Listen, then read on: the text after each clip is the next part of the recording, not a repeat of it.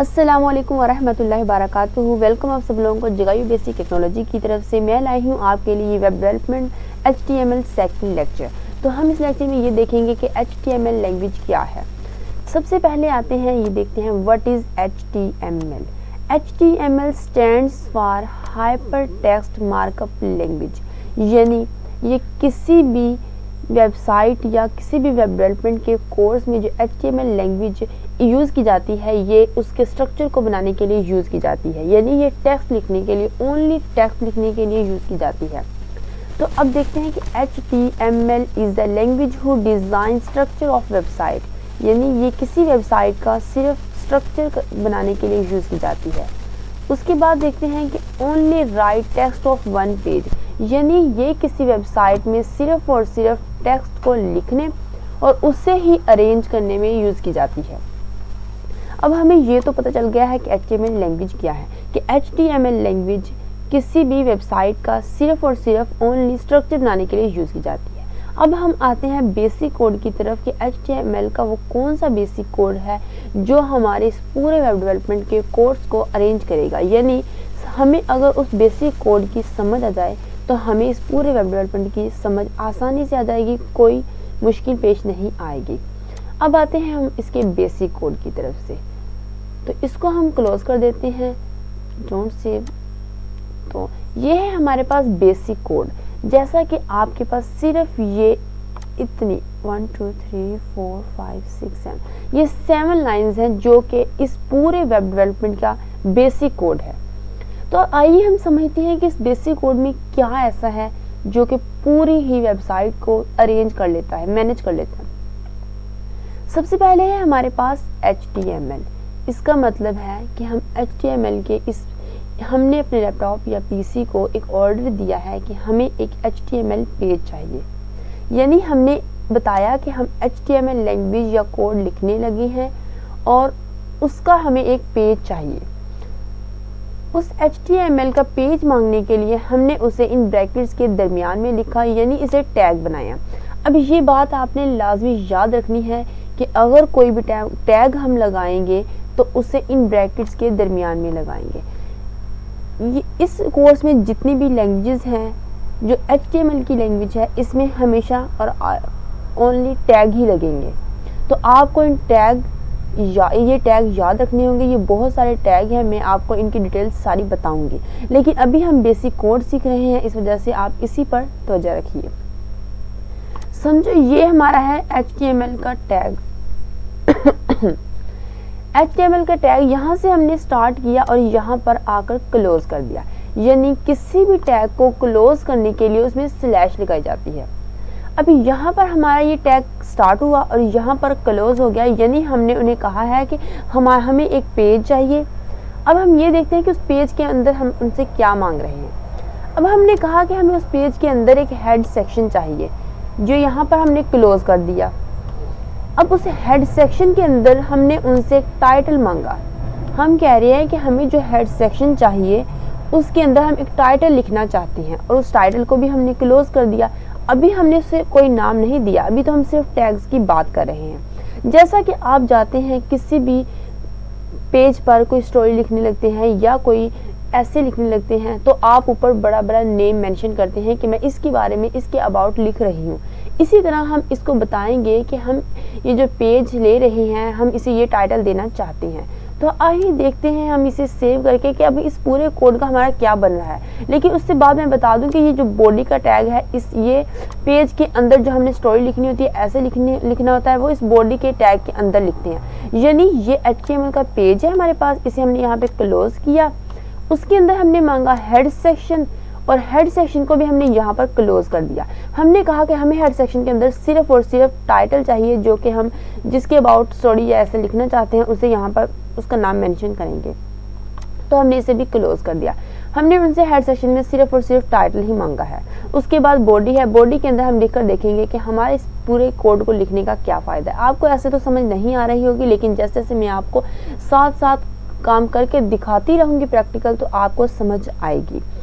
तो अब हम आते हैं इस फाइल को यहाँ पर आकर सेव कर लेते हैं।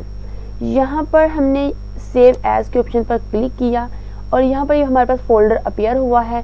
हम जाते हैं, हम इसे कहते हैं कि हमारी इस फाइल को डेस्कटॉप पर सेव कर दें। हमने डेस्कटॉप को क्लिक किया, यहाँ पर आकर हम कोई भी नाम लिखते हैं, जैसे मैं लिखती हूँ INDEX, इंडेक्स। लेकिन अब यहाँ पर एक और बात है जो कि आपको लाजमी याद रखनी है।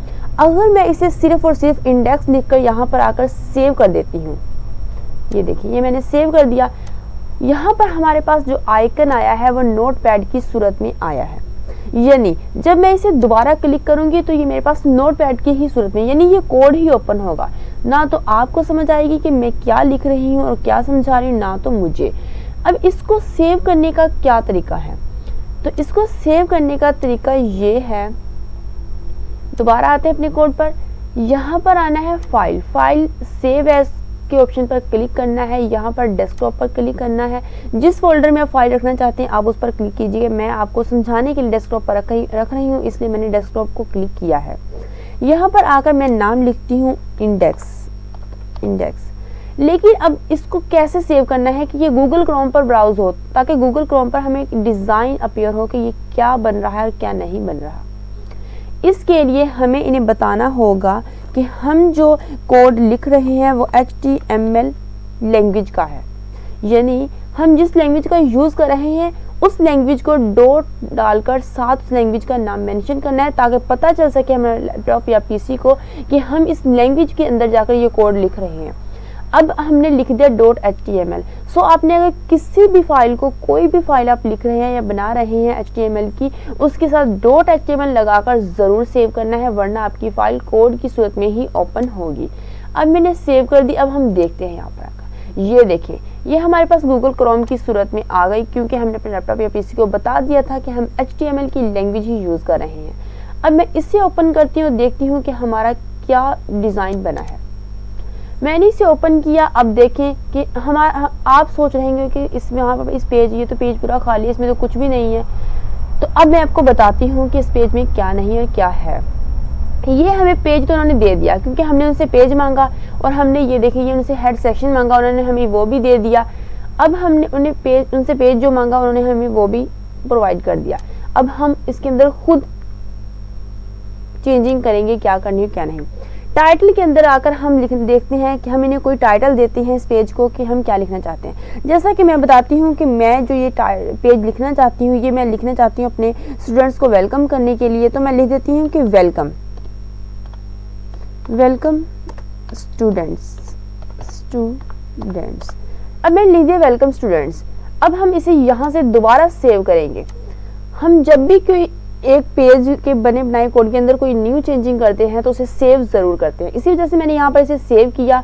अब आते हैं हम गूगल क्रोम पर, यहाँ पर आकर इसे रिफ्रेश दोबारा ज़रूर करना है। मैंने इसे यहाँ से रिफ्रेश किया। अब जो मैंने यहाँ पर टाइटल दिया था, जैसा कि ये वेलकम स्टूडेंट्स, ये जो मैंने टाइटल यहाँ पर लिखा था, अब आप आए ये देखिए यहाँ पर टाइटल आ गया। यानी हमने उनसे एक पेज मांगा, उस पेज के अंदर हेड सेक्शन मांगा, ये सारा हेड सेक्शन है। अब हमने कहा कि हमें हेड सेक्शन के अंदर सिर्फ और सिर्फ जिसके अबाउट हम लिखेंगे पेज के अंदर उसका नेम मेंशन करना है, उसकी हेडिंग देनी है। तो हमने दी वेलकम स्टूडेंट्स, तो वही हमारा नाम आ गया, यानी टाइटल हमारा इस जगह आ गया। अब हम आते हैं बॉडी की तरफ कि हमारा बॉडी का क्या मकसद है और पेज के अंदर क्या लिखा आएगा। यहाँ पर आकर हम बताते हैं इस बॉडी के अंदर सबसे पहले मैं आपको चेंजिंग करके दिखाती हूँ ताकि आपको पता चल सके जो मैं बता रही हूँ वो ठीक ही बता रही हूँ या गलत बता रही हूँ। यहाँ पर हम लिखते हैं कि BG कलर, यानी हम उनसे मांग रहे हैं कि हमें जो पेज आपने दिया है उसका एक बैकग्राउंड कलर दें, इसलिए मैंने लिखा कि BG कलर। ये भी मैं आपको बताऊंगी कि किसी भी लैंग्वेज को जब हम इस्तेमाल करते हैं, जब हम सीखते हैं, उस लैंग्वेज के कुछ रूल्स होते हैं, उन्होंने कुछ कोड हमें बनाकर दिया होता है, हमें उन्हें यूज़ करके अपने मुताबिक डिज़ाइन बनाना होता है। ये जो मैं BG कलर लिख रही हूँ इसका मतलब है बैकग्राउंड कलर। इस कोड में BG कलर ही लिखते हैं HTML की लैंग्वेज में। तो मैंने लिखा BG कलर। अब मैं इन्हें बताती हूँ इज इक्वल टू, और यहाँ पर ये डालकर मैं ये कहती हूँ कि मुझे एक ब्लू कलर चाहिए अपने पेज का, तो मैंने इसे क्लोज कर दिया। अब जो मैंने ये ये पूरी स्टेटमेंट लिखी है, ये कोड है HTML का। यही कोड हम आपको सिखाएंगे। ये कुछ थोड़ा सा कोड होता है जिसे इस्तेमाल करके हमने अपने मुताबिक अपने पेज को डिज़ाइन करना होता है, स्ट्रक्चर करना होता है और स्टाइल करना होता है। तो अब ये हमारे पास इतनी सी स्टेटमेंट है। मैंने इन्हें कहा कि मुझे एक बैकग्राउंड कलर चाहिए अपने पेज का, वो हो ब्लू। तो अब देखते हैं कि ये हमारी स्टेटमेंट को मानता भी है कि नहीं। यहाँ पर हमने सेव किया और गूगल क्रोम पर जाकर इसे रिफ्रेश करना है। ये देखिए मैंने इसे रिफ्रेश किया तो हमारे इस पेज का कलर ब्लू हो गया।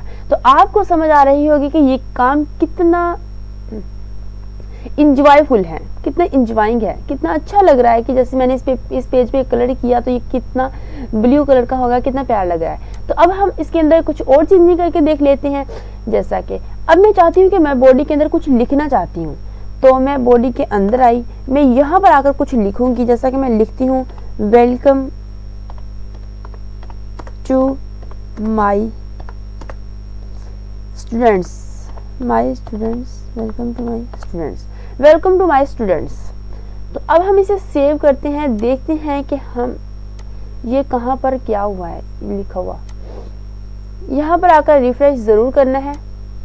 जैसे हमने रिफ्रेश किया आपको नज़र तो नहीं आ रहा, इसलिए मैं जूम कर देती हूँ ताकि आपको नज़र आ सके कि मैंने क्या लिखा है और क्या नहीं। ये देखिए ये हमारे पास आ गया वेलकम टू स्टूडेंट्स। यानी हमने इनसे एक पेज मांगा, उन्होंने हमें वो पेज प्रोवाइड किया। फिर हमने कहा कि हमें एक हेड सेक्शन चाहिए, उस हेड सेक्शन के अंदर हम जिसके अबाउट ये ऐसे ये स्टोरी लिखना चाहते हैं, ये जो भी काम करना चाहते हैं वो हम नाम मेंशन करना चाहते हैं। तो उन्होंने हमें वो टाइटल जो हमने नाम मेंशन किया वो भी यहाँ पे लिख दिया। अब हमने बॉडी के अंदर जाकर एक कलर दिया बैकग्राउंड को, वो भी आ गया। अब हमने इसके अंदर एक टेक्स्ट लिखा, वो भी आ गया। सो स्टूडेंट्स आपको अच्छे से समझ आ गई होगी कि इस पूरे वेब डेवलपमेंट के बेसिक कोड क्या है। यानी ये जो बेसिक कोड हमने सीखा है यही एक वेबसाइट का बेसिक कोड होता है। एक पूरी वेबसाइट, एक पूरी HTML लैंग्वेज, एक पूरी CSS लैंग्वेज इसी के अंदर ही अरेंज होगी, मैनेज होगी। सो आपके लिए बेसिक कोड बहुत इंपॉर्टेंट है। उम्मीद है कि आपको मेरे इस लेक्चर की, इस वीडियो की समझ आई होगी। मैंने तो बहुत कोशिश की है आपको आसानी के साथ समझाने की। अगर आपको फिर भी मेरी बातों की या मेरी किसी भी लेक्चर की समझ नहीं आई, किसी भी बात की समझ नहीं आई, तो आप मेरी इस वीडियो के नीचे कमेंट्स करके बार बार पूछ सकते हैं और व्हाट्सएप ग्रुप में बार बार पूछ सकते हैं। सो अल्लाह हाफिज़। आप सबका शुक्रिया मेरी इस पूरी वीडियो को देखने के लिए। मेरे चैनल को सब्सक्राइब करना ना